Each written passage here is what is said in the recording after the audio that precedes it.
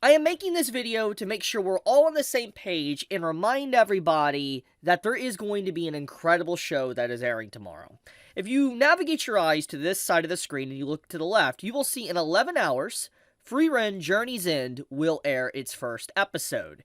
And you might have heard about this series. This might be the first time you hear about the series. You might have heard in passing people mentioning it, that it's going to be good, but you might not know anything about it. And I want to make this video to make sure I, let you all know what to expect, and also if it is something that might interest you, because I'm going to tell you right now, I'm going to be jumping for joy when I sit down and watch the episode tomorrow, because I have been awaiting this anime for a very long time, ever since it got announced. Even before that, actually, when I started reading the manga, I'm pretty interested in seeing how the anime is done.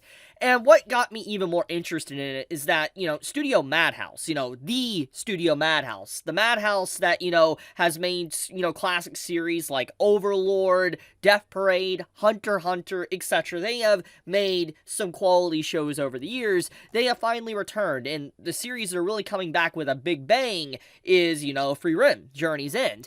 Now, let's actually get into what it's about, okay, and what to expect. So, you might have heard, or you might not have, but Frieren Beyond Journey's End is actually going to be a full hour and a half to 2 hours long tomorrow. Yeah, so it's basically pulling a page out of Oshinoko's premiere episode, to where the series will literally have like a movie-length first episode. And I feel like because of that, it'll give a lot of people enough time to really understand if they want to continue watching it or not. I think it's perfect, because, like, Oshinoko is a good example of this that, we saw when it aired earlier this year. That, its first episode gave context of just everything that you could really expect from the show, to kind of, like, explaining stuff about the industry of entertainment, to just the relationship of Aqua Ruby with to Ai as a character, to the tragic ending of that story. There was a lot that you could really take away from, the first episode, and it got a lot of people to understand what to expect.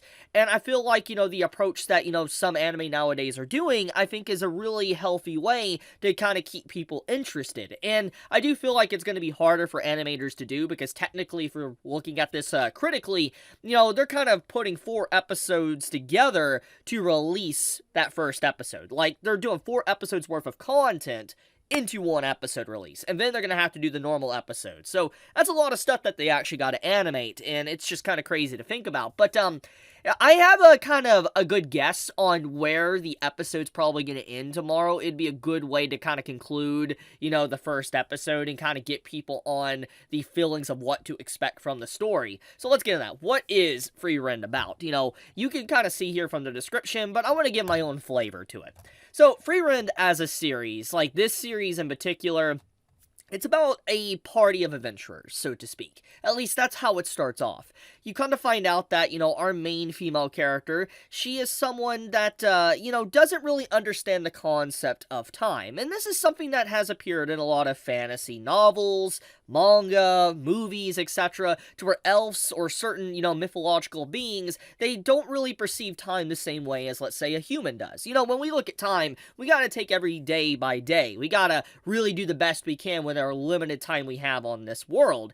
And for elves or dwarves or certain mythological creatures, they can live for eons, thousands of years. And obviously, being an elf, Frieren, is able to do such as that. She is able to live for a very long time. And so the story starts off kind of introducing that she was a part of a group of adventurers that was tasked with taking down the Demon King. Yeah, a very generic plot point. But here's where the series really gets you.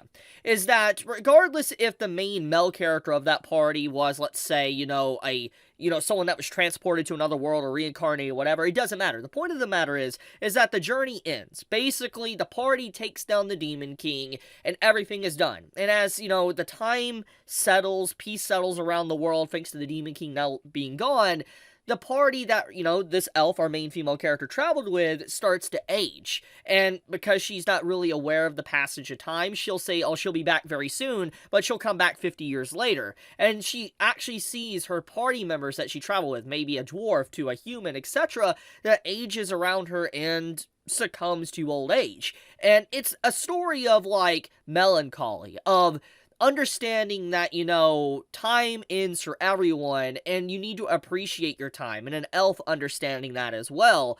It's a really unique vibe. It's a really unique story, and I think that the first episode is really going to present this in a very interesting way, especially with the music to just the visual department. I feel like it's going to have a really interesting story to tell, because even if you know what to kind of expect, it's going to definitely hit the heartstrings of seeing the reactions of the characters of just time passing on by. So yeah, I kind of wanted to gas this series up a little bit, because tomorrow, it's going to be a big day. It's going to release, and I have a feeling that it's going to trend. I have a feeling that this series is going to be really popular, it's going to trend, and people are going to be jumping up in joy for this series when it does officially air. I don't know how Crunchyroll is going to structure it.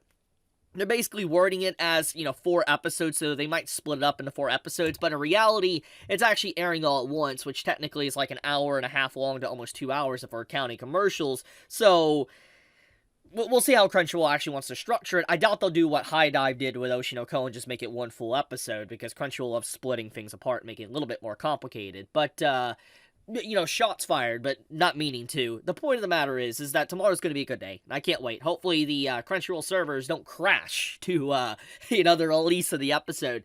But okay, I'll leave it at that. I want to talk about the series, because I know a lot of people are probably kind of blindsided by this, actually, because a lot of people probably forgot that this is legitimately airing tomorrow, and actually in 11 hours from now. Like, literally, you take a rest. You go to sleep right now, you sleep for 8 hours, you'll wake up, have a few hours to get breakfast or whatever, in time to watch this. That's just how close it is.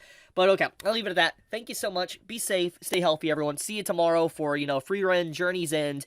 And, love you guys. Chibi out.